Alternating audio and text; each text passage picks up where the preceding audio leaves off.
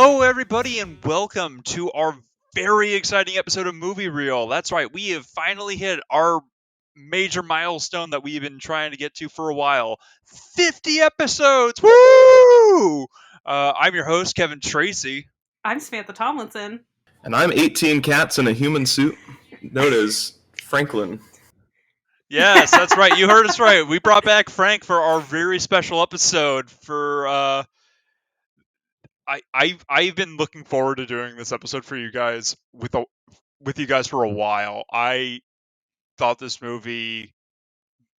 I didn't think this movie came out for a while. Turns out it came out in like 2015. Yeah. And it kind of just fell under the radar.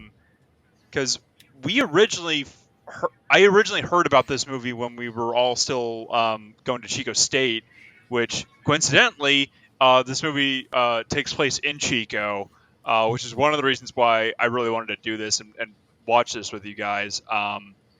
Yeah. But yeah, the movie that we are doing this week is Dude Bro Party Massacre 3 by the very funny comedy group 5 Second Films, which I remember showing a bunch of those videos to you guys over the past few years.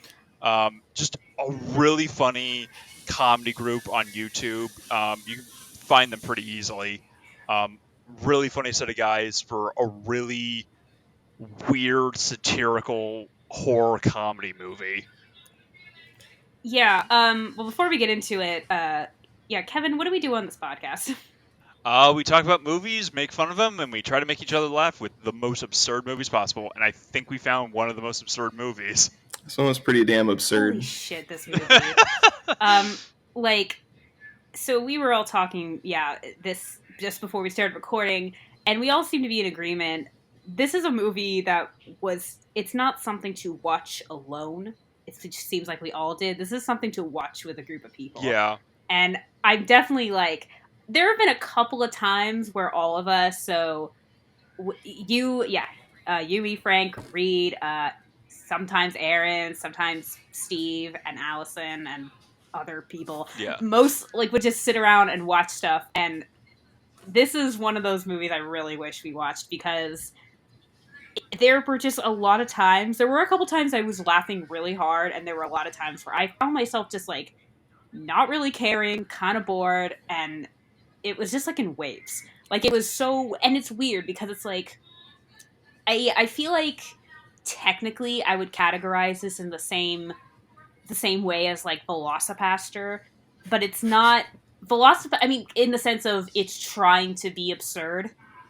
But this one is just so ludicrous and out of bounds, and it just went in places that I didn't, and not even necessarily horrifying places, just it went in weird directions that I did not expect. Yeah. I genuinely enjoy this movie. Because it's no secret that I'm a really big fan of horror movies, and I really love the wave of 80s slasher movies, which this movie is just a blatant parody of, and it kind of sets itself up to be kind of the stereotypical kind of sorority house, cheerleader, slumber party massacres, where the primary cast is all women, and this one kind of flips it on its head, and it's all a bunch of, instead of a sorority, it's a fraternity of a bunch of dude bros, and getting themselves in situations where the girls are getting themselves in, where it's oh no, my shirt ripped, oh well, guess I'm walking around in a crop top, and they're doing the exact same thing in this movie, and Greg Sestera's walking around in a torn off crop top until he gets axed off. And the part where the guy puts on a tank top just to rip it. What? That part I laughed. It's just, there's so many hilarious moments like that, where it's it just kind of pokes fun at the absurdity of a lot of the really dumb tropey stuff for sex appeal, and primarily women focused 80s movies, Slumber Party Massacre or stuff like that, where it's, the whole objective is to just get these women to dress as scantily clad as possible, and it's just flipped on its head. It's all right, well, here's a drunk dude bro wearing denim booty shorts and a ripped up tank top. You're welcome, everybody. I actually did some reading about this, and I don't know if you're going to get into this later, but like apparently Yeah. the script was written in like scenes independently by like each member of the team, and then I can 100% believe yeah, that. Yes. and then it was, I forget who it was, but one of them had to then take all of these individual like vignette stories and piece them together into a cohesive storyline.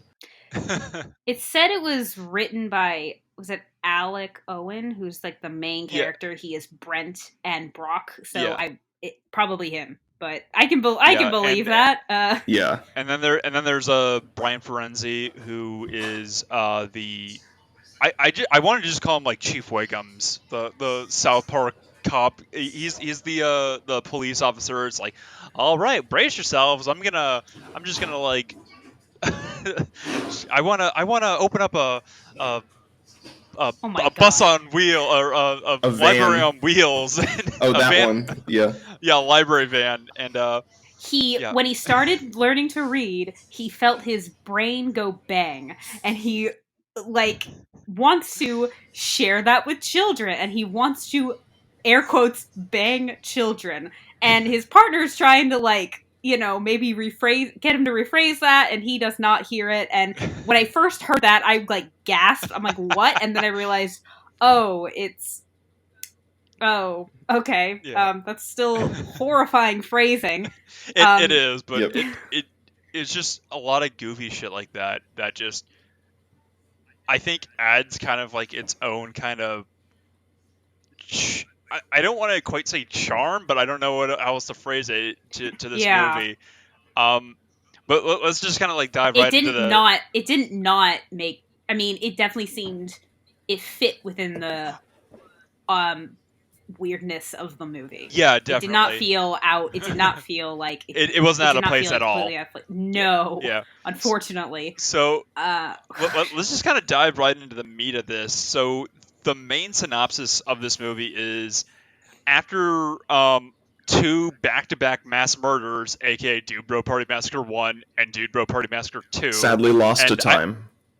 Yes, sadly lost to time. This whole movie is apparently like filmed on like a pre-recorded like VHS tape on like a midnight feature on like your local like cable TV station. And it's like all copies of this movie have since been destroyed by like the Reagan order administration. Of the president. Yeah, the Reagan administration. And this is like the only surviving copy because some kid like stayed up to record it on his VCR. And I thought it was really clever how they explained that this is Dude Bro Party Massacre 3 by doing like the flashbacks of like Dude Bro Party Massacre 1 and 2 of the two back-to-back murder sprees, because that started because of a panty raid gone wrong that had the sorority burned down along with the sorority mother, who survived and then called herself Motherface, and then tracked down and killed all the a bunch of the fraternity brothers in probably some like the most creative kills that I've seen. But I'll get into that later. And then they kill her, and then her daughter takes up the mantle for revenge for Dude Bro Party Massacre 2, and rinse and repeat, and then we get Dude Bro Party Massacre 3, and it's like their therapist, who's like the twin sister of the daughter of Motherface. I would say spoilers. Oh, she was? Yeah, I would say spoilers Okay. on that one, but they did kind of immediately show that within the first 5 minutes of the film. Yeah. Oh yeah, this is like the opening prologue of the movie. Yeah.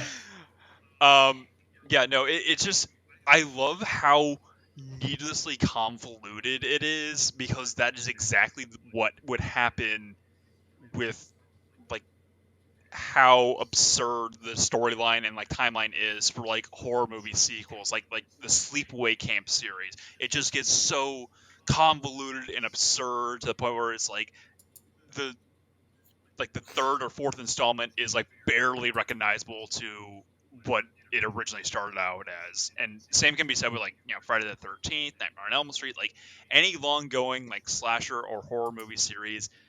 kind of just evolves and turns into something completely unrecognizable to what it originally started off as. And I thought that was hilarious how they did that in such a short amount of time too. Oh yeah. Yeah, this movie, kind of going back to The Lost Pastor, it's like, it's not, I wouldn't necessarily be like, oh yeah, it was terrible. Like, it was partly meant to be terrible, kind of like what I was saying before, but also, like, here's actually kind of like what you were saying, it's part of its charm, I guess, is the word we have to use. I like how we're all hesitant to say because charm. yeah, I know what you mean. It gets vibe, like, part of its, like, what makes it, like, it's good for what it is. It's just completely ludicrous and insane, but it's not like, I mean, again, it's trying to be ridiculous, and it's like, I don't know how else to phrase it, because I feel like I've seen, this is not like your typical, like, piece of shit movie. I wouldn't say it's like, it's just, it's kind of one of those, yeah, like, I can totally believe that this is like a comedy group, because it definitely, like, Yeah. the comedy in it was clever, and the fact that everything, like, I gotta, like I said before, it went into weird directions that I was not expecting, is kind of what made it funny and made me go, what? Like, so many times. I will give you, like, towards, like, the ending, it gets, like, really weird and, like, really kind of, like, out there at times. Like, we'll kind of get into that later with, like, the whole, like, him looking for Sizzler. Yeah. Which I thought was, like, that was really weird. Yeah. I thought that was great. Let's talk about let's just go through the character names for a second, because I had trouble keeping track of them. In my head, it was just, so the main guy was Brent, and he also played his twin brother, Brock, who died in the last Massacre.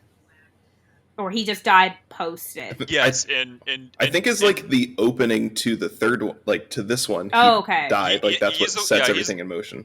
Yeah, he's the one who dies in the therapist's office, like after he explained Dubro Park Massacre 1 and 2. And so you guys both have seen this before, correct? Nope. Oh, you haven't? Nope. Oh, I went into this completely blind. Okay. I've seen this movie about 2 or 3 times. I remember you showing us this trailer. And the biggest reason why you showed me this trailer was because, I guess we'll talk about the cast now. Greg Sestero, who's in The Room, is in this movie, and and the fact that it's also set, it's not actually shot in Chico, clearly, but it's set in Chico, at a fictional... Like East Chico. East Chico. We were just a bunch of normies that went to normal Chico State. They all went to East Chico University. I thought for the whole movie that it was like Chico State until they said, I think it was towards the end, and somebody was also wearing a shirt that said East Chico University. Yeah, like a couple of them are wearing that. Did they clarify that earlier? Vaguely. I don't know if they ever. The college also looked nothing like Chico, so at first I was just like, I think there were a lot of these it was weird because there were a lot of these moments where I'm like, I can't tell if they know nothing about Chico. The only thing is that, so they don't have Chico is not, I don't want to say they're not known for their Greek life. It's there, but I remember I had a friend that went to San Diego State, and I told them how, so I attempted to rush a sorority, and on the third day got a call saying, hey, guess what? No one wants you, so don't come back.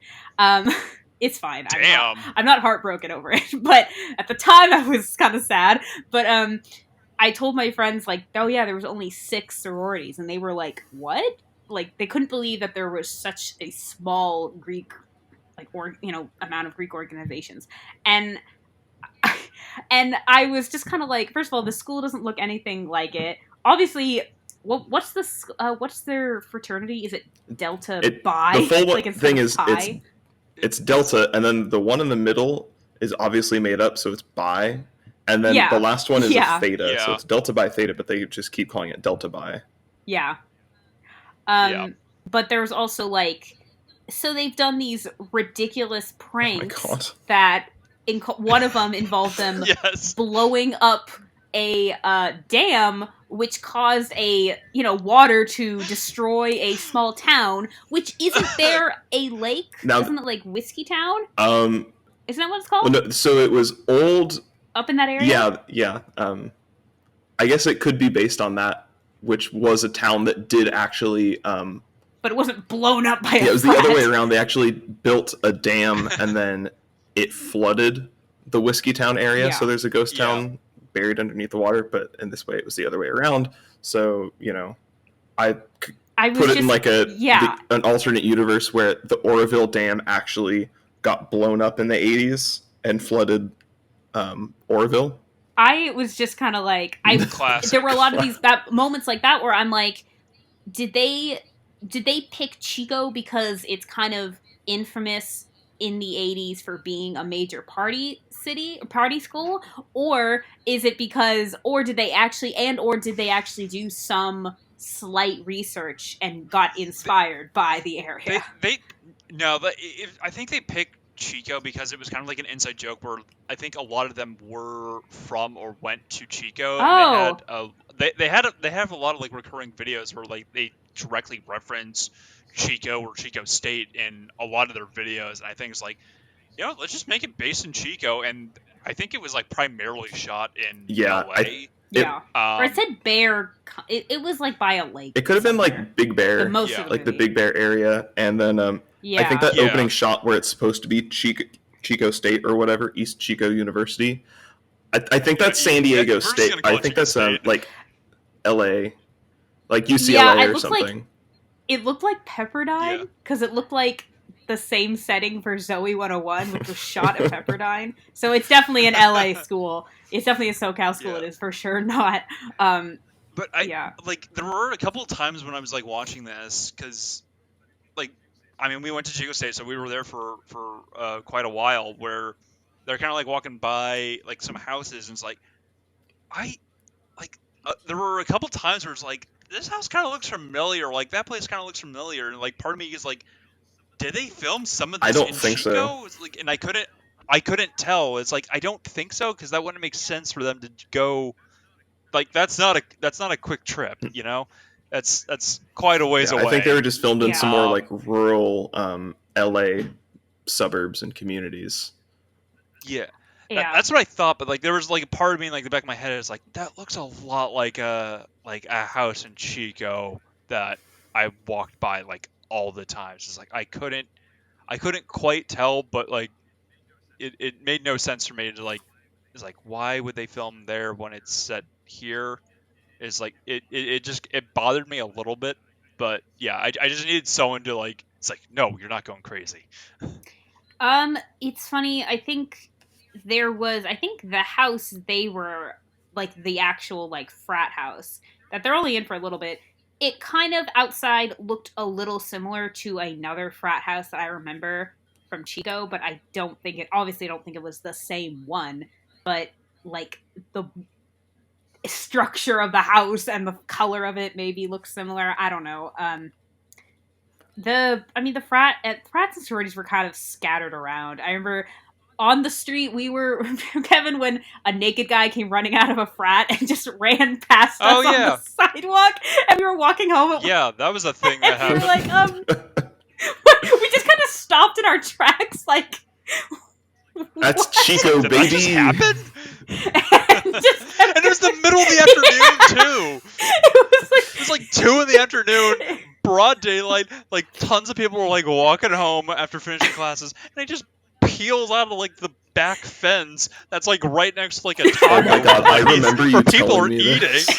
I was like right across the street from a bar. No, like it was that section because we all lived on Ivy. It was that section of like. There was, for those Riley's unaware, that was like the street where all the parties happened. Yeah.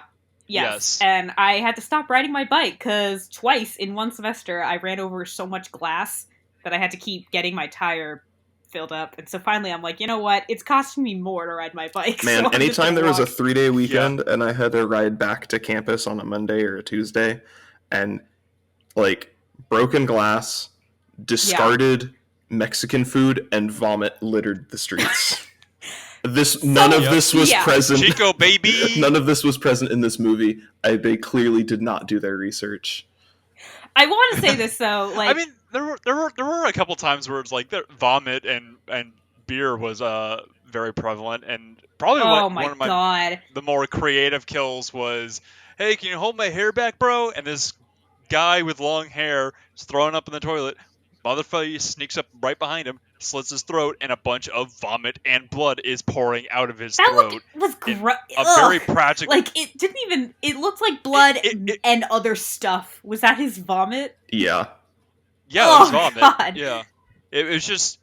I thought a lot of the kills in this movie were very creative, and I love the fact that it was all done practically. There was no CGI, which makes sense because this movie only had a $400,000 budget. This movie was entirely funded through Should Kickstarter. We continue going through the cast list? Because I think I know where like half of their budget went. Yes.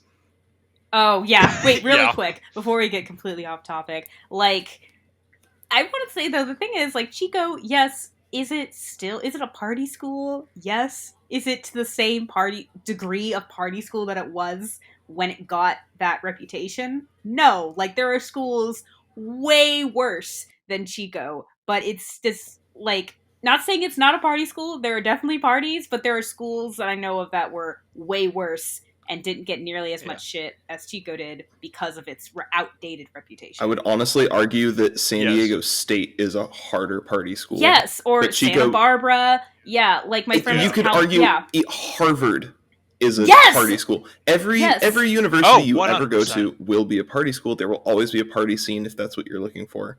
That was not something that we were necessarily privy to, but to each their own, and you can find it. That wasn't necessarily like our forte. We were pretty much like, you guys just want to make fun of this movie for a couple hours? Like, let's do it. What we're doing right now, this is what we would do on a Friday night. Yeah. Except now you guys are perfect. Monetizing it and putting it on the internet.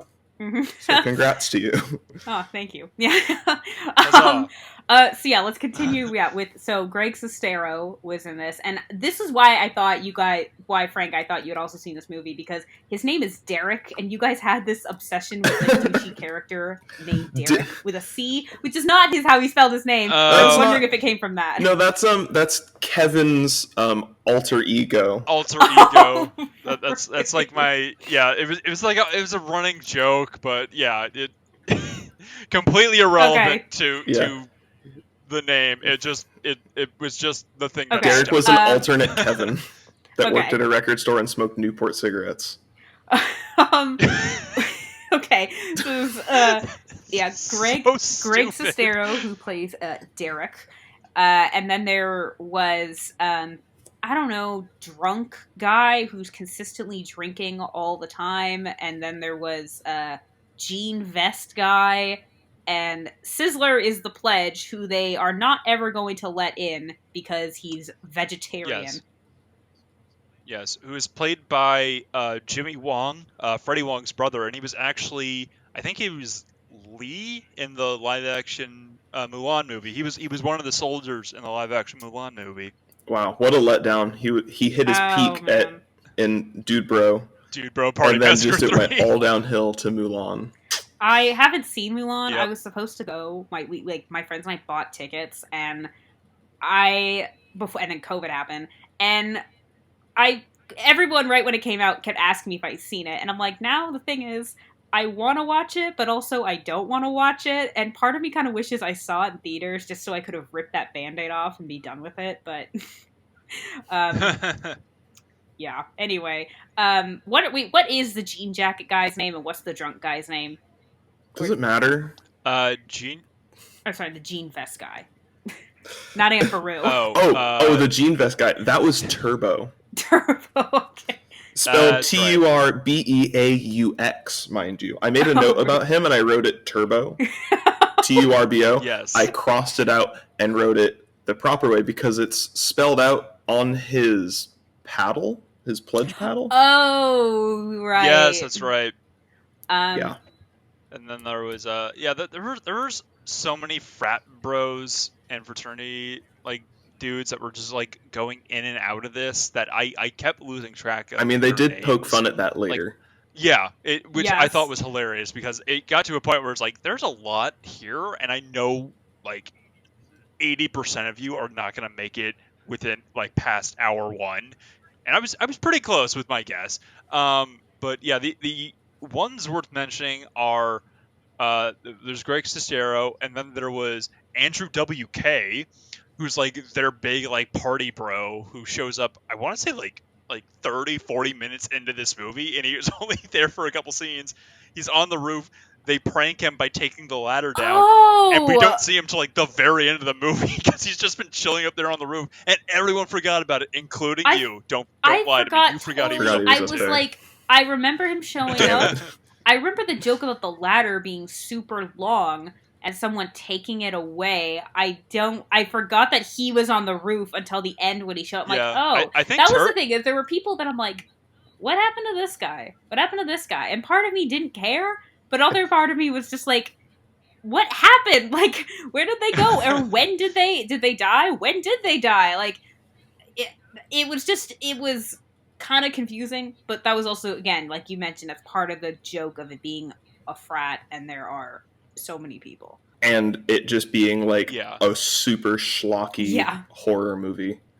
Like, the point is here's a large, ungainly cast that we're now going to systematically annihilate over the course of an hour and a half. And I loved that so much that it was such like along the vein of like, you know, like Slumber Party Massacre, Sorority Massacre, like all those movies, which I love just watching like crappy like 80s horror movies like that, because I just find them just really funny and just really schlocky to watch, because like it's just like, this isn't how people act. Like there's no way that like someone would like go in the basement when there's a killer out just so they could like find a flashlight to go upstairs, like do all these like unnecessary convoluted things. It's like, no, like you would get a knife, or you would get out of the house, or like you would put on a shirt. Yeah, maybe. But no, we're just no, Kevin, you keep those tits gonna out. do things. Sister and I watched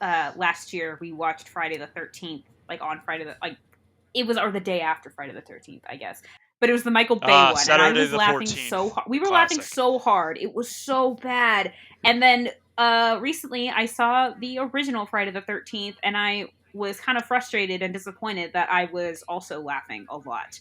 And I was disappointed just because it's so famous that I thought it was going to be a lot better. And like, I mean, it's definitely better than the remake that you saw first. I didn't even realize that they made a remake with Michael Bay and Jared Padalecki it came out like, when did that come out? Like 2013? It's like a late 2000s, 2010 kind of movie. I think it was really bad, but that one I will say had a little bit more of a plot. And the Friday the 13th, it was just like the week before camp started. And they're just there. And that kind of just annoyed me. There was no character development. And that just frustrated me. And this actually did have some, it had a little bit of character development.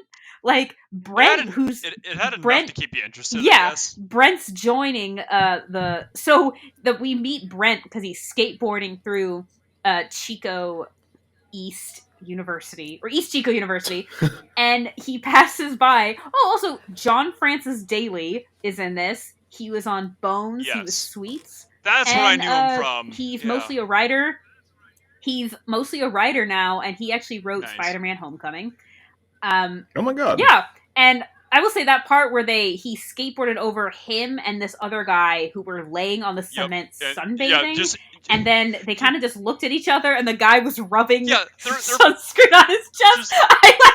In a perfect circle. Guys in Speedos, one like pretty overweight and just oiling themselves up like right on this busy like sidewalk, and it's like, watch it, Torino. It's like, no, that's Brent Torino. He's here because his brother died. He's probably going to pledge for the same fraternity. It's like, I can't stay met.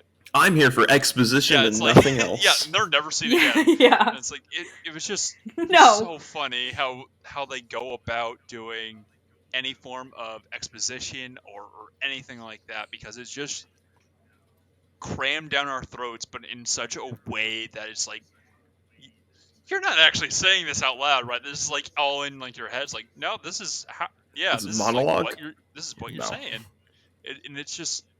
that's the entire movie. If you don't laugh in like the first 5 minutes, then you're probably not going to get a kick out of this, because that's pretty much the consistency of the jokes throughout the entire thing. Yeah, lowbrow humor to a T. Oh, 100%. And then there's one of the other frat brother is Todd. They call him T-O-double-D for short, and he's like the more cliche, like he's wearing like a polo. He's the smart and he's one. got like the spiky hair. Yes, he's the smart one, and his girlfriend Samantha, who wants so badly to join the fraternity, and they're all, even including Todd, are all jerks to her, except Brent and her start to have like a little bit of like a thing, and then spoiler, she dies in a very weird graphic way. Although I gotta say, her death was probably one of the more creative ones. It was a death. Oh, what? Yes. That it was will stick with me, and I don't know how I feel about that. I think we'll kind of cover some like the top deaths and kills in this movie later, just because I feel like we're gonna go down a rabbit hole, or at least I will. Yeah. Are we running out of main characters now? I think that's all the other main characters, and then there are the two cops. There's the girl and the guy. Brian Ferenzi, who plays Officer Schminkel. That's his name, yep. Officer Schminkel, and that I thought that was really funny that they brought him into this, because he's like one of like the main recurring like core cast members of 5 Second Films. He's one of the writers of this as well, and Officer Schminkel is like a running like character in their series of like their 5 Second Film like episodes that they've done. So I thought it was kind of funny that they had him like that character, I mean, like in it, because he's such a borderline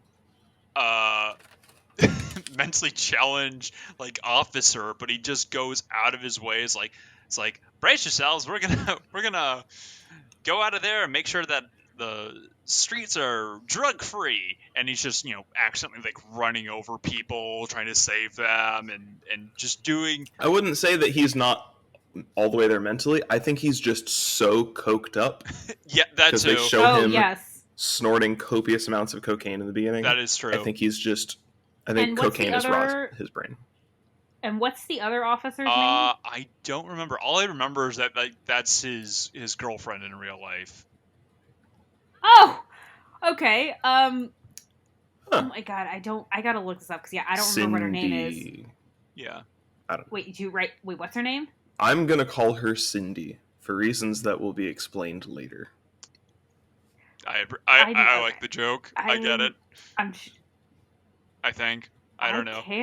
I don't know if I get it. Like. All right. Anyway, and also we have two other celebrity cameos. We have Larry King in a 5-second cameo. Who's a coach who died. Coach Hansy? Yeah, Coach Hansy. And that's horrible. Yeah, and he is promptly. I also thought it was really funny. He's like, Motherface killed Coach Hansy first. Almost wanted to thank her for that. He says something along those lines, like, "Oh, geez, okay, so maybe she's kind of an anti-hero." I was like, "Okay, I can get behind that." I was like, "Oh no, and then she just kills all the other dude bros." Okay. And then the police chief, and Frank, do you want to reveal who the actor is who plays the police chief? Oh yeah, Patton Oswalt, my man, Patton Oswalt coming in. I was just. I think that's where half the budget went. I can totally. Actually, he did this completely for free. What? My man. He 100%. Oh my God. I love that man. Yeah, he did this completely for free. So it's not like Gooby, where probably most of the budget went to Eugene Levy. Yeah, no, he's done like quite a bit of like episodes for 5 Second Films as well. One of them is like he's like dressed up like as a wizard. It's like, I'm a wizard, and you all die. And he's like throwing like these like really cheap effects of like fake like lightning out of his hands. And then it cuts to him in like a hospital gown holding like an elf like plushie, and a nurse comes up. It's like, oh, he thinks he's running. It's like, because he's like a vegetable basically, and he's just like moving his hand. Oh my god! It's really like fucked up. But there's like, it fits it fits their comedy, and they've done a couple other like bits with him, and like I guess they're like pretty good friends. And I've seen some of like their like behind the scenes stuff, and it's like Patton Oswalt here. Yeah, like from what I remember, he agreed to do this completely for free. It's like, that is the coolest thing to do. I'm very surprised that he actually did that for free. I'm pretty sure in Wet Hot American Summer, Paul Rudd didn't get. I think I'd read Paul Rudd didn't get paid, but he's pretty sure it's because they forgot to, like, or he just didn't get paid. Like, I don't know if I don't think it was he did. There's still a check for Paul Rudd sitting in some dusty drawer somewhere. Someone's gonna 30 years from now, someone's gonna open a drawer and go, I think Wet Hot American Summer, Paul Rudd. Oh shit! Oh, this check has expired. I'll shred. Yeah, this check might bounce. Yeah, this doesn't look legit. Universal Studios. Yeah, that doesn't sound like a real movie place. So I think that is most. That's all the characters we can remember. That's everyone of importance. Yeah, we get the main cast. Everyone else is very much expendable. So we'll just call everyone else Victim 1. By their like main character trait guy or girl. Yeah, Brent wants to like avenge his brother, and we kind of find out earlier that they're not very close. They haven't talked since they went to different colleges. Yeah. And they apparently had a bonding moment right before. There's a scene later in the movie where Brock is Brent is, as they're at the lake house because they're not allowed to be, they're suspended because after 3 years of really awful senior prank, was it frat pranks? Yeah. Like, how are they not arrested? Overthrowing a South American government. Yeah, Frank, can you just kind of go like bulletless like some of their pranks? Yeah, so they brought in, they called it the heavy metal balloon. It was a giant hot air balloon that they flew to like South America, blasting presumably heavy metal to disrupt like some like leader in a South American country that had overtaken an embassy, and it was long enough to distract him for them to send in like American troops to like secure it. Yep. They blew up the dam that like flooded a town, killing thousands of people, and then their most recent one was like, am I right? I love overthrowing a republic.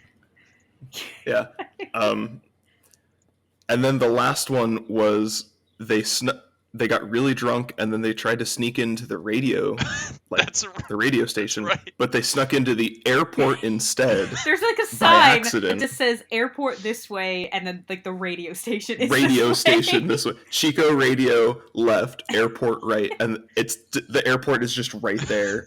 And they go in, and then they say something about like the dean or the head of the school. And it causes 2 airplanes to crash into each other and fall on an orphanage and kill like 500 people. Oh, I'm sorry, 250 people. Classic Delta Bi. Those guys. And so because of that, the slap on the wrist was they had to not have their weekend their like frat party. Yeah. Because it's Rush week. They couldn't have their like pledge event. Yeah, it was Rush. So they couldn't have it there. They had to go do it at the cabin in the woods. And I remember Turbo was really upset, and he said that they couldn't take that away because that weekend was like Easter for men. Yeah. It's just like, what? Yeah. And also, I just found this out doing a little bit of research before this. The dean who's like punishing them, the woman, Apparently, that is a retired porn star. I forget her name now, God. but yeah, apparently, like that was another like crazy celebrity cameos that they had, along with like Larry King and Patton Oswalt. It's like, hey, it's this porn actress, and it's apparently, this porn star. Yeah, it's this retired porn star, and apparently, in the flashback in the beginning of the movie, you see like when they're showing like the montage of like all of like the various like fraternity brothers getting killed and in various creative ways.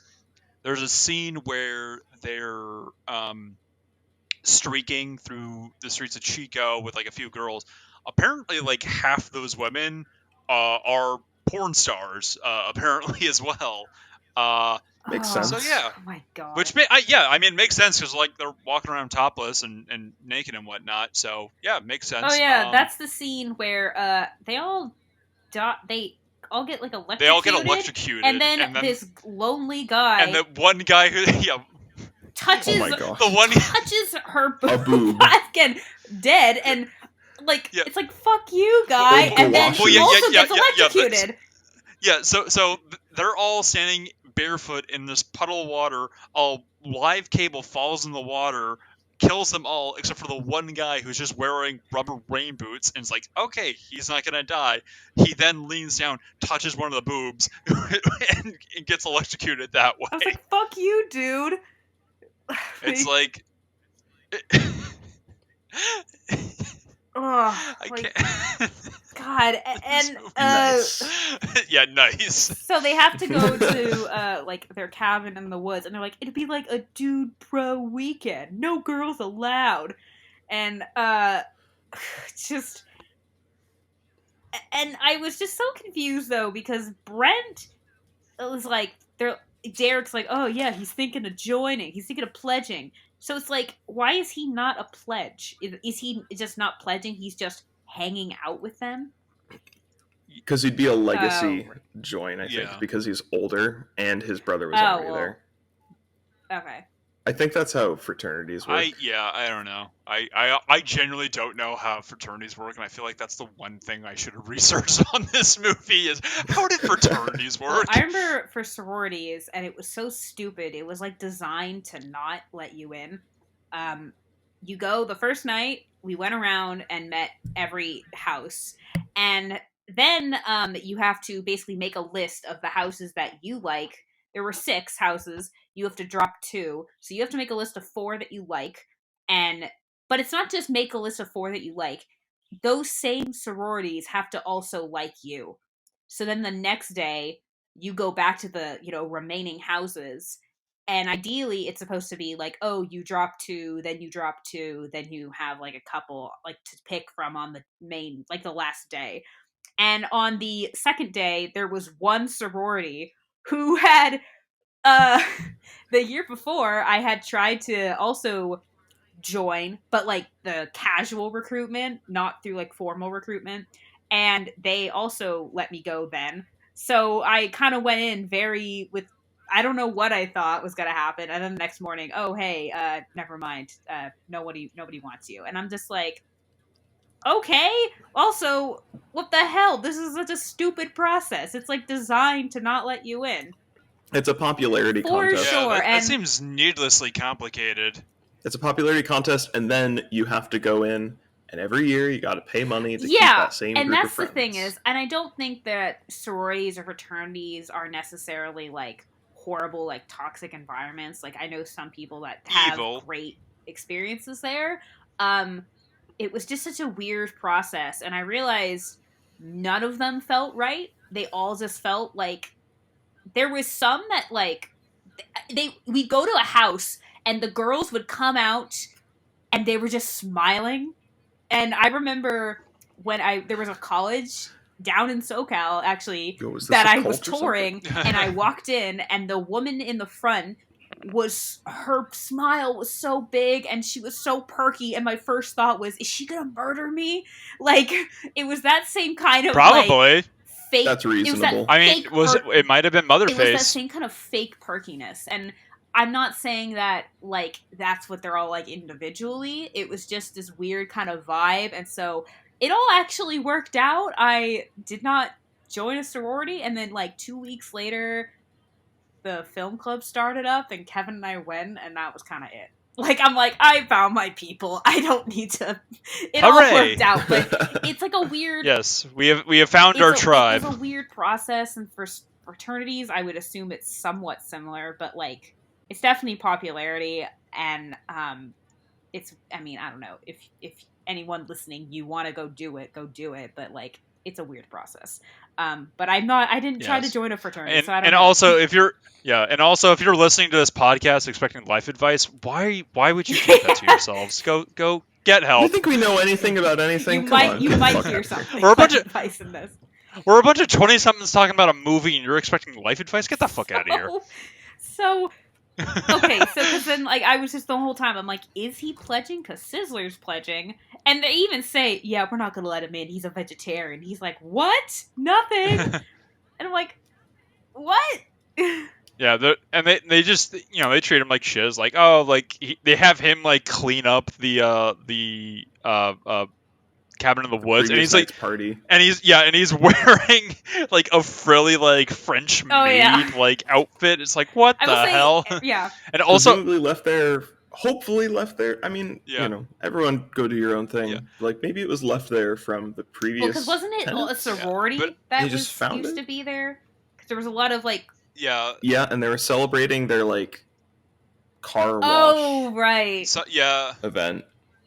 But I just thought it was funny when they're doing the like the montage of like them cleaning out the cabin, like they're playing the songs like "Nobody is gonna die, nobody is gonna die," and it's basically just singing like a song of like how. No, Kevin, like, that was the party song. Oh, You're that's forgetting right. about the clean up the song. Oh, I get the mix up.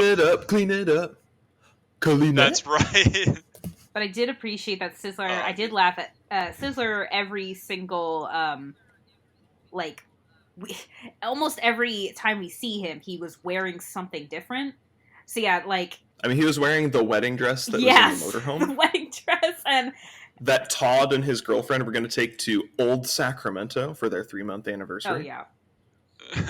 In her RV. Which I have a note here that says, "Old Sacramento, it's just okay." Are you in Sacramento? Yeah, I'm here in Sacramento. Have you been to Old Town? What's it like? I have. You know what? It's just okay. You should go once. It's just okay.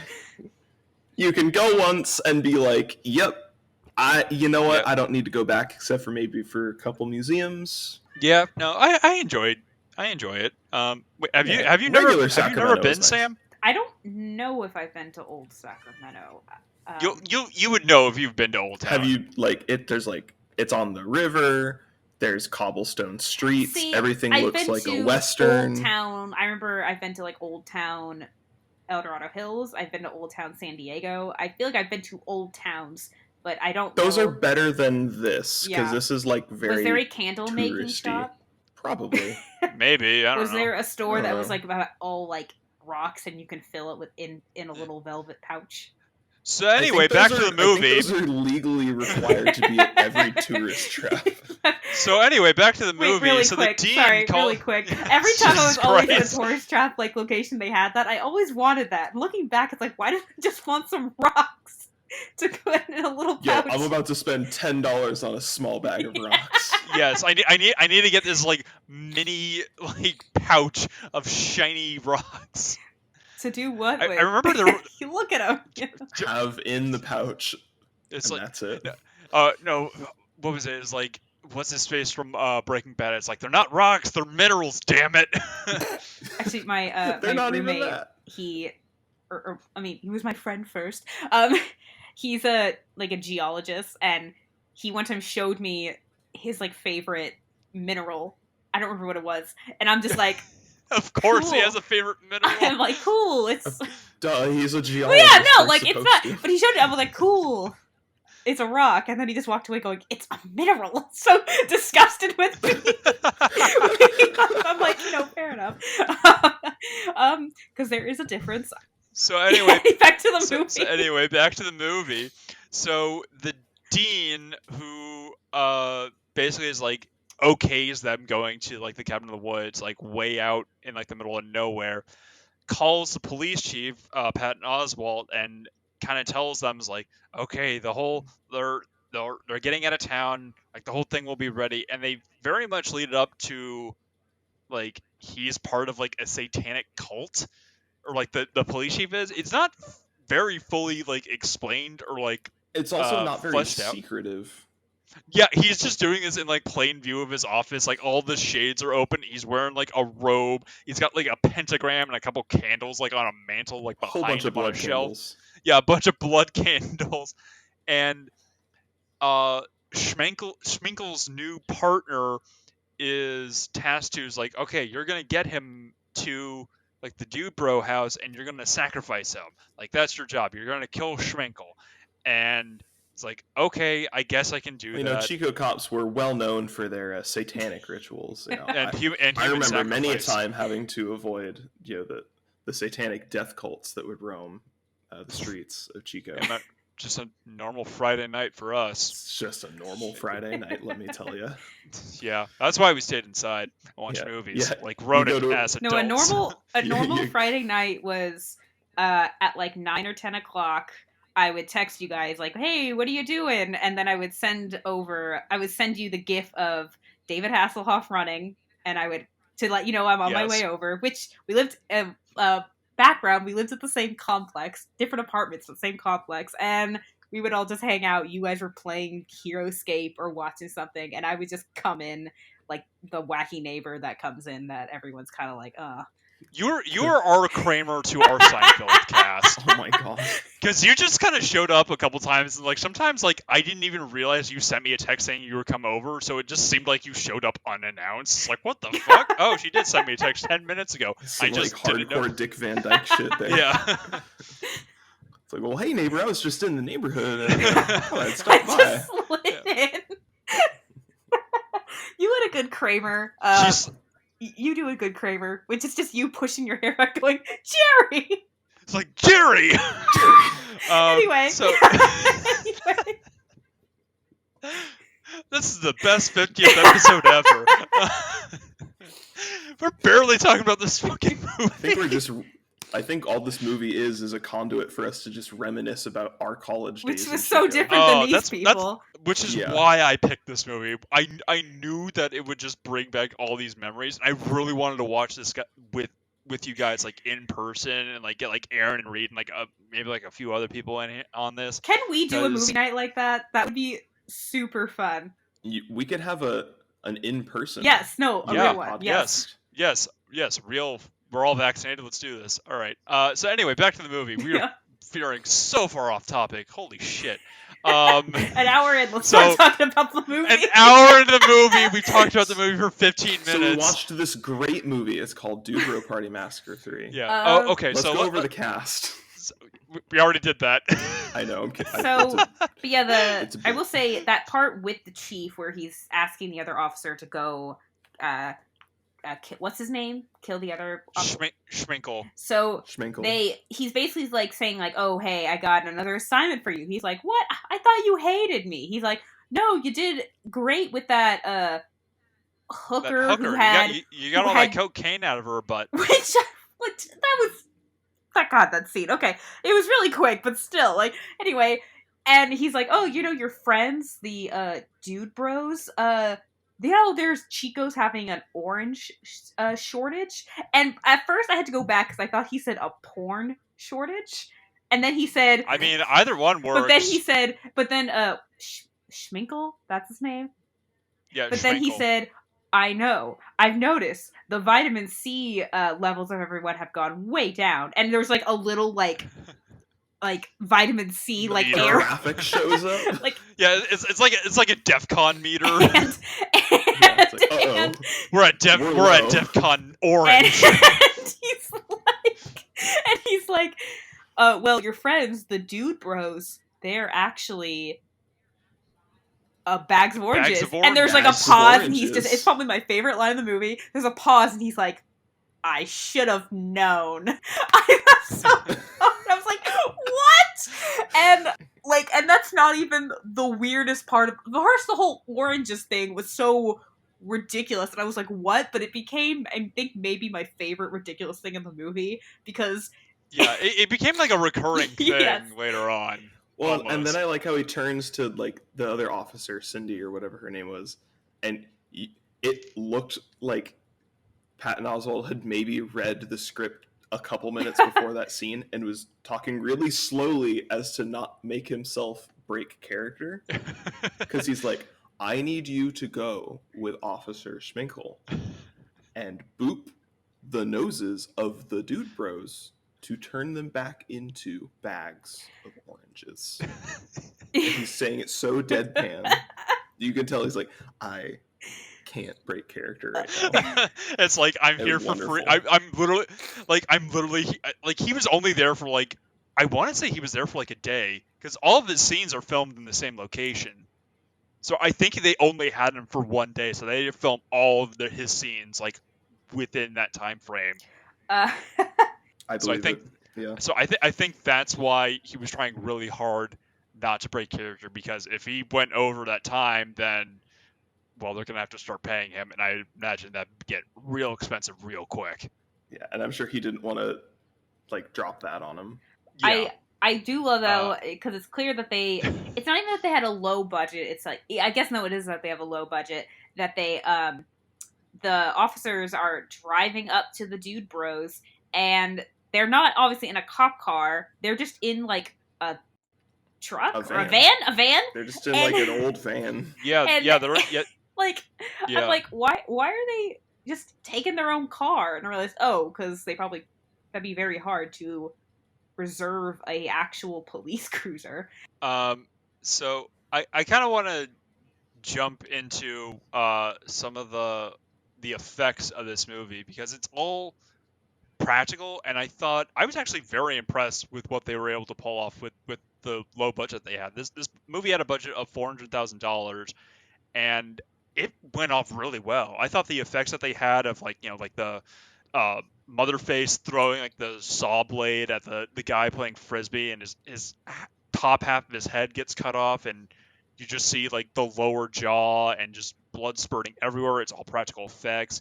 Or like the dude bro who's like filming everything getting like ripped in half, and then his top half is ziplining over the remaining dude bros, bleeding on them, which I don't know how he's bleeding.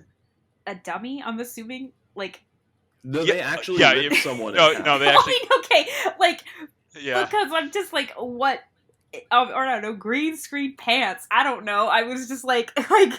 No. It was very much a dummy. If like watching it is like, that's but it was like, a pretty. Was not they used a lot of dummies. Like, it looked pretty. Oh no! Like that's what I'm saying. Like, they had like really cheap effects, but they were able to film it in like various angles and like quick cuts to make it look relatively real, or as real as possible, with like the schlocky feel to it. Like, it was definitely fake. Like, there was no way that you could. Well, I don't know now that you said, like, did they actually cut that person in half? So now I don't know. I mean, it kind of goes. It kind of goes back to like how you can do a lot with a little. Like Monty Python's kind of the same thing. Like, a lot of the really famous jokes in the movie were because that they didn't have the money, but it made it better almost. And so this, like, the effects, like you're saying, it's a lot. Is all of it or most of it is practical? Is there any CGI? There's no CG. There's no CGI whatsoever. Because everything, I mean, some of it looked really gross or ridiculous, but it was also like, it does kind of, I think it being practical, obviously, it works in the movie's favor. Practical is usually better. So there was a couple of shots with CG, which come later, but it wasn't like anything was, pasted in. It was for putting them into different sets. Well, like, it wasn't even CG. It was just like After Effects. Like the Patton Oswalt exploding. Like, that was just like a quick cut of like him standing there, and then another I was talking cut about when of they were like looking for Sizzler. Oh yeah, that was like a whole like green screen thing. That's just in front of it. Yeah. Yeah, like there wasn't any like didn't add anything. Yeah, it's just like, let's have you walking and then put you into things, and that was it. So I kind of have a question to ask you guys of what was your favorite kill in this movie? There were a lot, and some of them were pretty creative. So Sam, what was your favorite kill? I feel like there's or one that just stood out to you the most, like what your most I memorable think kill. I guess my actual the most memorable kill. Well, I will say the guy that's videotaping, I don't really remember that much how he died, but the whole ziplining part, mainly when he falls into the water and there's this weird sad music of him sinking down. That part, into an old church. He his body falls into a scale model of the town. And Old Parch Town, I just remember the name. Yeah. It's the town that they drowned with the dam and release a bunch of bodies that were trapped under the roof of that church, and all the dead bodies are bobbing near them, and then they all freak out. Which I like how they're all standing in knee-deep water in this lake, but then when that body falls, it's apparently hundreds of feet deep. But that happens a second time of someone being gracefully falling in the water, and it's weird. It's funny because it's trying to make it look beautiful, which is just so. I feel and again, it works for the film, but at the same time, I think that's the thing that almost doesn't match the movie. Because it's a beautiful image in this world of ridiculousness and obscure everything. So you really like the I like the zip line. But I think the death that I will always remember was how Samantha dies. She reveals, so she wants to have sex with Todd, and he does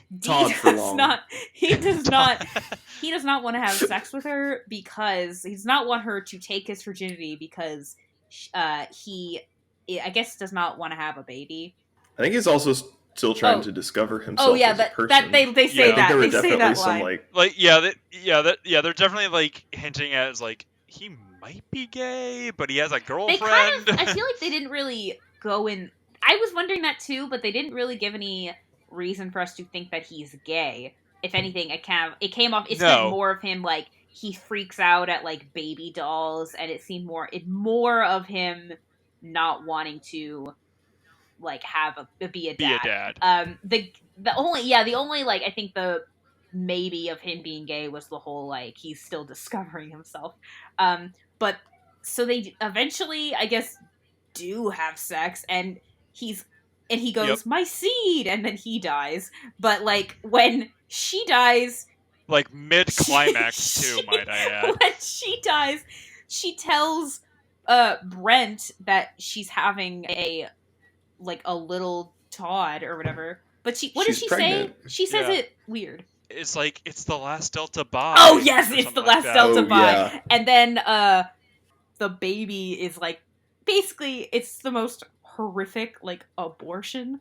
She's and she's been maybe pregnant for less than 24 hours. There's no way that it would have been. She would have A, known, and B, that the fetus would have been that far along. Yeah, that's not even it's come on, it's maybe a dozen cells at that point. Let's be real. Yeah, but it's a little tiny fetus. And what was it? Was she stabbed and it was poking out the a harpoon or something? Yeah. It was a harpoon. It went through her back, out her belly, pierced the baby, and then she took that harpoon and wrenched it up her back and spine and just split the top half of her body like a banana. See, I can't really say it's my favorite because it was horrific, but is it? Particularly the whole baby part was the most memorable because it's so unsettlingly, I don't know, I can't talk, and disturbing, and so fucked up. I think it's the most fucked up death in this entire movie. That one was pretty good. I'm not gonna lie. That was a 2-in-1. Yeah. Yeah, she got the last Delta by, Motherface did. So Frank, that should have been the clue that she was gonna die. Other than obviously everyone's gonna die, but she would have been safe otherwise. My favorite death? Yes. Oh gosh, or kill. Or kill. That's a good question. I think beer guy. Whatever the beer guy. Beer guy die? I don't remember.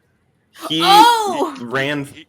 was frantically running away from the cabin, looking for beer. Oh. And he finds this perfect keg amongst the trees. Oh. He's like, oh, it's so cool, it's so perfect. Now I just need to find the tap. And then Motherface comes up and shoves the tap into his head.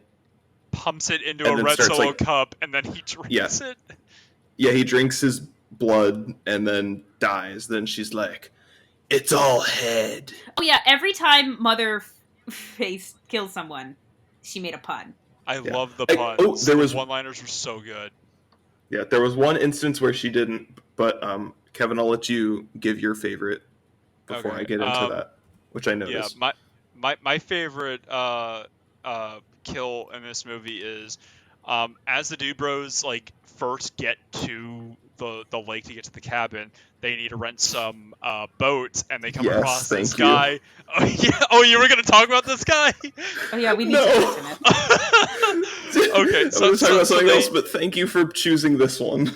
Oh, yes, you're welcome. So they come across this guy who's just crying at like these like 3 or 4 gravestones, like, hey, we need to rent some boats. It's like, huh? It's like, you're the Dude Bros. You're the guys who flooded the town, killed my family. It's like, sure, I'll rent you guys some boats. I was a struggling businessman, but now business is booming with the 12 people that still live. Oh yeah, they say that to the dean when she's trying to be like, you blew up a dam and like drowned an entire town, and they're like, oh, an entire and they're town. like, but boat business is booming up there now. Like that's the pro for what they did. So yeah, that's the pro. Yeah, so this guy has like a boat business, and he was like about to go under, and now like business is booming now, but at the cost it killed his entire family. It's like, sure, you know what? Why don't I take a picture of you guys? You can stand here right next to my dead family. It's like, all right, now do a silly one, and he just gives like this 1,000-yard stare. Rents them all their boats. Then later on, he's just like in like this 2-man like paddle boat by himself, and then Motherface just shows up on like the side of the lake as a bow and arrow and is about to let loose and kill this guy, and then he just pulls out a revolver and kills himself, and Motherface just like and just kind of awkwardly walks away.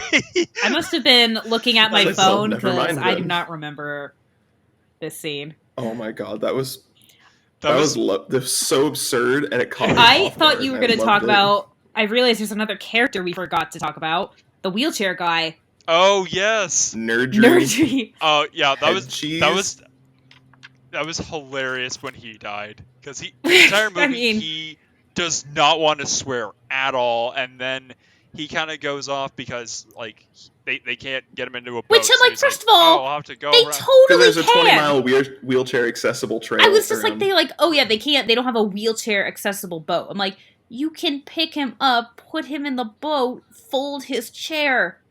That's it. He just needs to sit. Sam, that's ridiculous. There's no room for the beer then. And so he's like, think about the beer. 20 miles, so he's rolling wheeling himself just around the lake. And yeah, he doesn't want to swear. That's his whole thing. And then at the end, he throws. Brent gives him a skateboard to use in case his chair breaks. And then, because Brent made it very clear, I'm not here to make friends when they first meet, because he's only there to avenge his brother. And then at the end, he shows up, like, with, like, a couple of wolves, and, like... Yeah, he's wearing, like, an animal pelt. He has, like, this, like, very much, like, fake, like, almost, like, hunting dummy of, like, a wolf, and then, like, a guy in, like, a really shitty bear costume. And then he, like, holds out his arm, and an eagle lands on him. He's like, yeah, I just made this motherfucking eagle my motherfucking bitch. And he's just swearing constantly. And then Motherface just throws an axe at his head and kills him. And then the wolf just slowly drags him Because when he showed up, I forgot all about him. And I was like, hey! And then I'm like, oh, he's the savior. And then he immediately dies. But we also we gotta reveal, I guess, who Motherface is, or Brent thinks he put it all together, and Frank, please explain the epiphany that he has, because it is so absurd. Yeah. Okay. It's there so he is. weird. He's finally confronting Motherface, and he's like, "I know who you are. You're Ronald Reagan. You've been putting this all together since the." And he starts to explain that, like, it was ever since they did, like, that raid in South America, like, the easiest way to do it was to train, like, a bunch of soldiers for that. And so they used the Delta Bi guys as, like, sleeper agents or something. Yeah, and when they were all done, it's like, well, now we don't have a purpose for these guys, but we can't just send them away. So they, like, disguise them as a frat, And so it's like, and then what else? Like, things start getting, like, a little more worrisome because they keep, like, causing a bunch of havoc. So Reagan sneaks out and he puts a double in office instead to cover him. And so he's going off to try and systematically kill all of them to make sure that they don't cause any more trouble or whatever. Yes, and totally makes sense to what he's saying.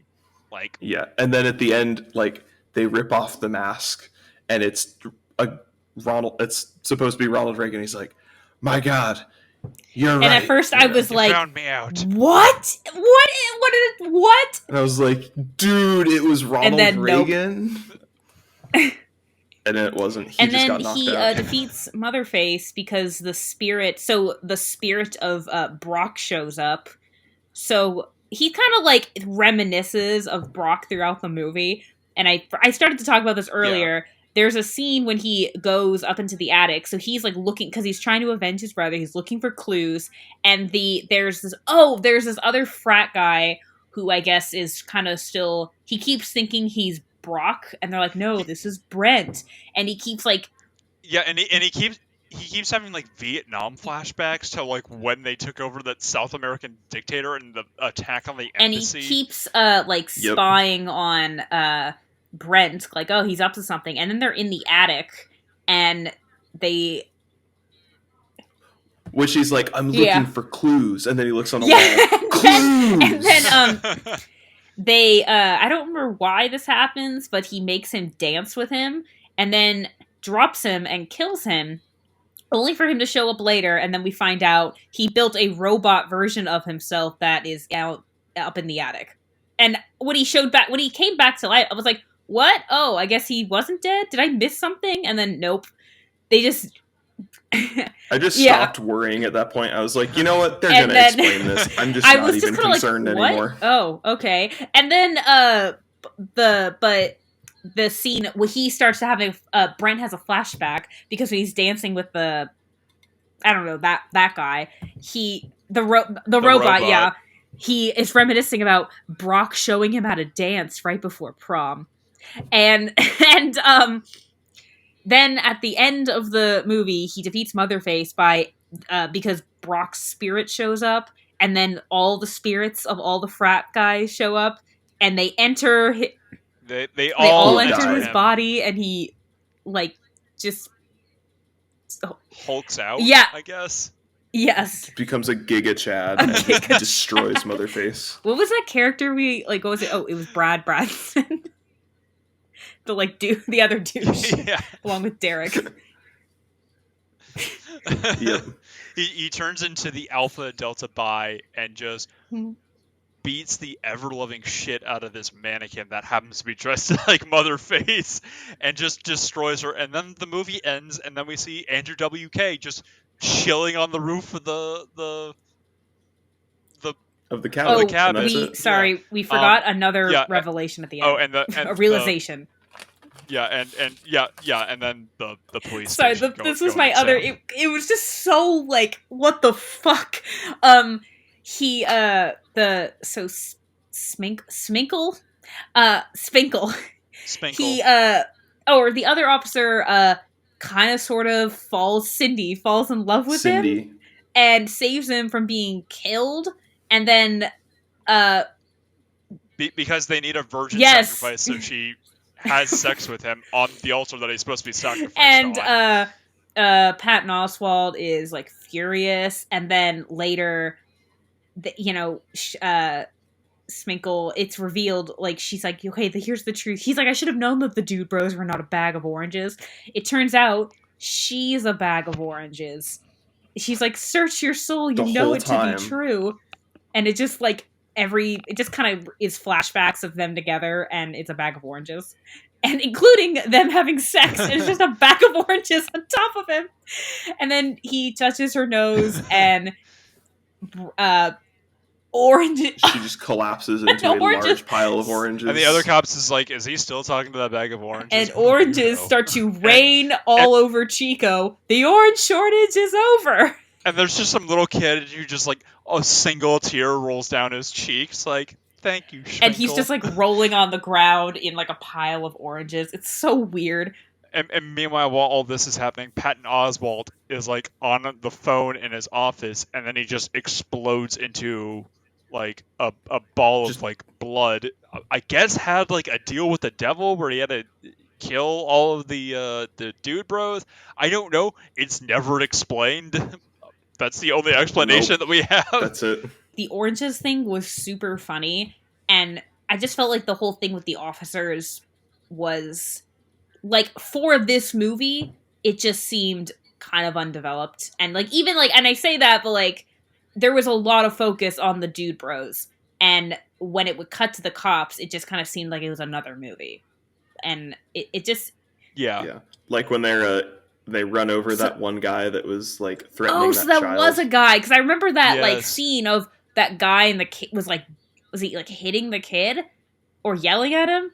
Something like just that? Threatening him. I don't even know the whole thing. Runs over the guy, hands the kid the book. Yeah, and run! And I'm like, what?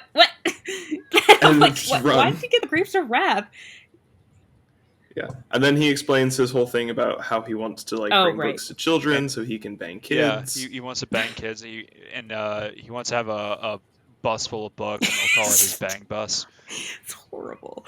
That's a horrible joke. But I love when they are still driving and they still have like that guy wrapped up around their tire, and Cindy gets out to go. Like, she cleans it off or whatever, and he's walking around to push the van. He's like, oh, Wolves looks like they've cleaned up all this mess. That's nice. And looks like they've fixed the tire, too. Guess Wolves are getting pretty smart around here. I just love how he's, like, looking around. He, like, pulls out his gun. Like, and scratches his head with it. Yeah, Wolves are getting pretty smart around here. I also like that he sleeps with his eyes open and just stares at Cindy the entire time. So creepy. Ugh. So I guess that kind of wraps up to... Really quick. Really quick. There was one thing I forgot we didn't talk about that I also thought was really clever and really out there, was when Samantha and Brent are the only two left, and they're looking for Sizzler. And they're just walking around looking for Sizzler, and Brent is going through flashbacks. Like, he's looking through he's like looking and through other scenes. Oh yeah. For Sizzler. Oh, and also throughout this movie there are like various like random like commercials, because this is supposed to be like filmed on TV, like this is a VHS tape, and they're just really weird, wacky, like nonsensical commercials. And a couple times he's like walking through like the background of a commercial that we've already seen. Yeah.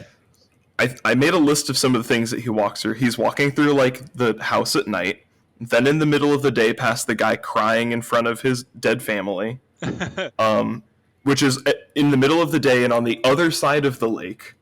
It also happened an hour ago. Yeah, and then he walks through the flashback with him and his brother dancing. And then he goes into, like, some ethereal realm where he meets himself speaking backwards. Yeah, Rel-is? Yep. And then through a couple of commercials, and then at the very end, he walks through the end of, like, whatever home video they had taped over. He's walking through the end credits. Yep. It's classic. Oh, my gosh. This movie, I definitely would recommend this movie. It's got some great quotes. It's very quotable. This is just such a fun movie just to watch with friends and just have fun, have a drink with it.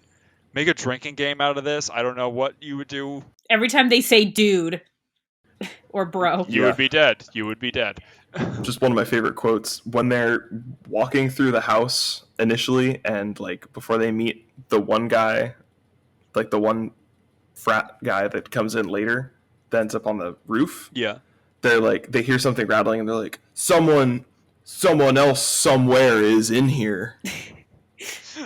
I just loved it's so butchered. It's just this perfect bad line. Like Greg Sestero's death scene where he hates what was it? He hates tool work. Tools. And that was the whole crops. Yeah. Oh yeah. He hates manual labor, and then they go into the shed that just says shed. Yes. The shed labeled shed. I want to have a shed and label it shed. I remember of a family friend who put a sign on his door that said Dumble. Oh my god. Oh my god. That's so stupid. I approve. So this is a movie. It's definitely something we all would have watched together in college. Yeah. It's definitely, I agree. I don't recommend watching this alone. Don't watch this movie alone. And I don't even mean that in a bad it would have been way more fun to watch this with you guys. When we all watched Security, which is another movie, I suggested that be our 50th. It's so ridiculous and out. It's definitely a watch it with group and maybe drink. I was sober and watched it alone. Yep. Wow.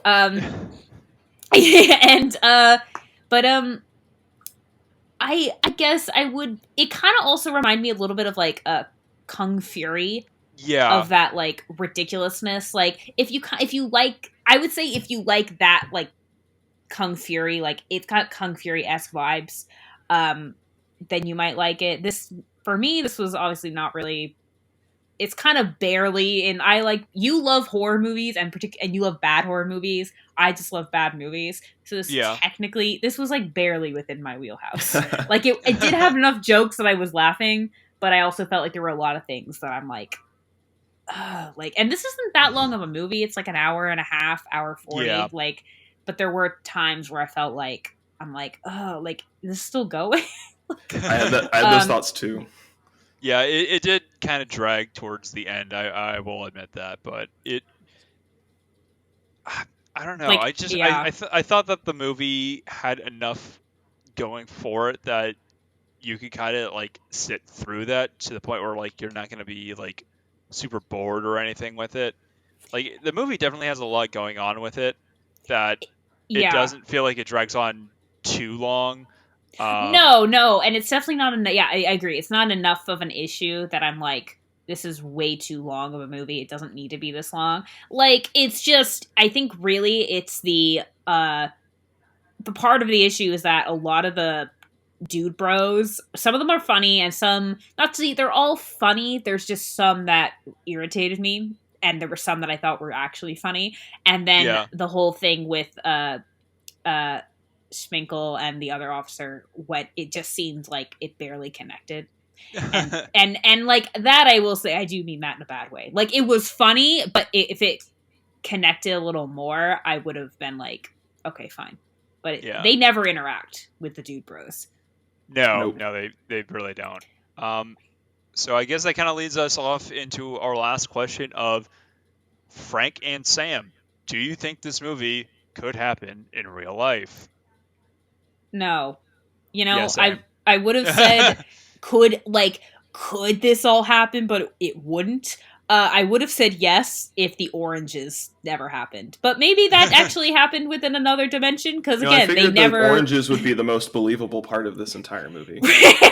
the orange shortage, maybe, but them raining Chico from the was sky. well known in the 80s for having hyper-intelligent wolves and an orange crisis. And also devil worshipping, human sacrificing police officers. Yeah. The 80s was crazy. Oh, serious. What a time to be alive. Wow, so that was a quick. That's not even. There's not even like discussion. Yeah. No, it's just this movie's so absurd that it kind of defies any sense of logical reason. Yeah. Yeah. I agree. Yeah. Could this happen in real life? Yes. Serial killers happen all the time. But at the same time, no. This is just too ridiculous and absurd. It's like I was about to say, it's like that took a very serious dark turn there, Frank. Oh yeah, people go and kill a lot of people all the time, but ghosts imbuing people's butts? I don't think so. We didn't confirm the killer. It was, or did we? It was the therapist. It was the therapist. The movie confirmed that for us in the first 5 minutes of the movie. But I kind of thought that wasn't her. The killer's the therapist. But I kind of like. Yes. I didn't know if I at the time I didn't know if I was supposed to read that as like she's not a real therapist or she's just pretending to be. But then it's clear that she's a therapist, so she could learn everything about the dude bros, which makes sense because like Greg Cicero, Derek says he hates like tool work, and so she kills him with a garden hoe. Yeah, a garden hoe. Hose before bros. Yeah. Do you think that could have been a line that she said? Oh, then okay. Let's say, do you think that was intentional? Then I guess so. Or how like they all, it's like it. There was a whole that there was obviously the joke was like they all died based on like fears or things. Their personal fears. I will say I don't really remember the death of the drunk guy, but the whole part of him in the woods didn't he get like did he?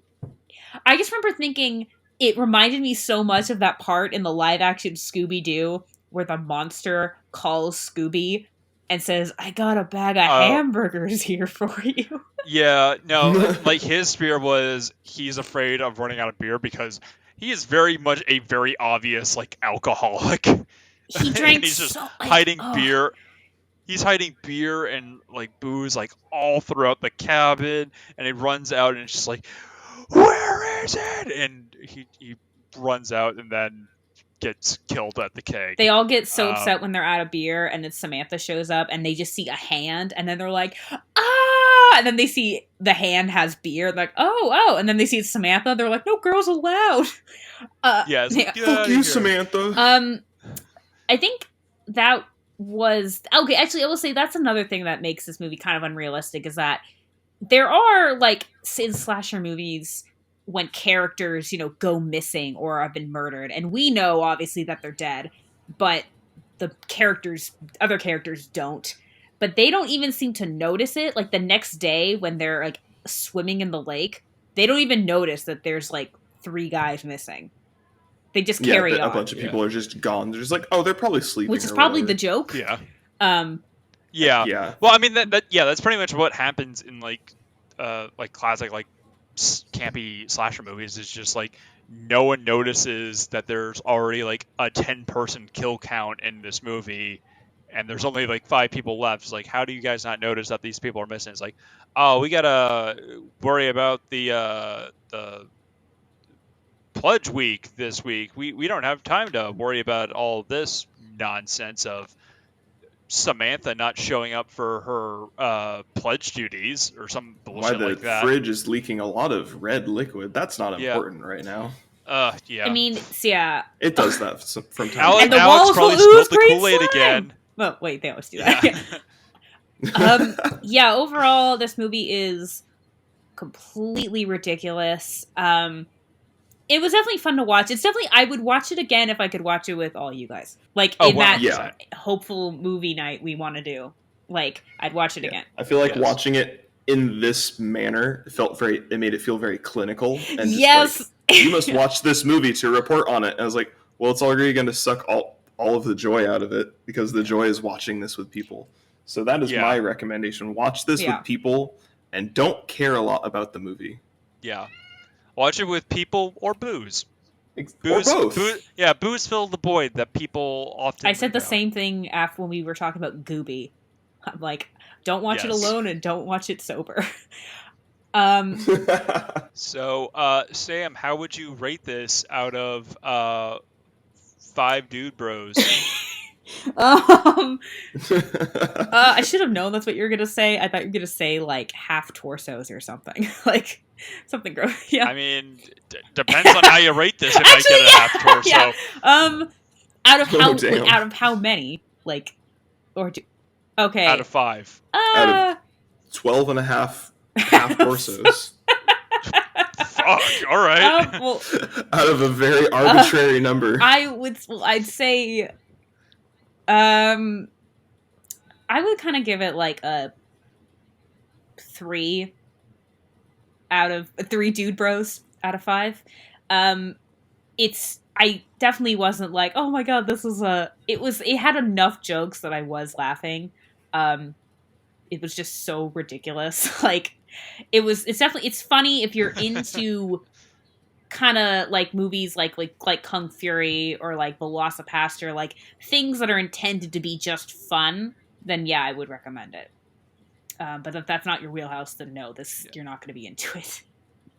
Yeah, that's fair. What about you, Frank? I'm gonna take a similar approach. I'm gonna give this one 3 out of 5 dude bros, just because watching it alone, it was like, this is entertaining, but it really feels like it's missing something. And I would hazard to give it a 4 out of 5 if I was watching it as a part of a group at like a party or just like a hangout or something like that with a bunch of people and like food and drinks or whatever.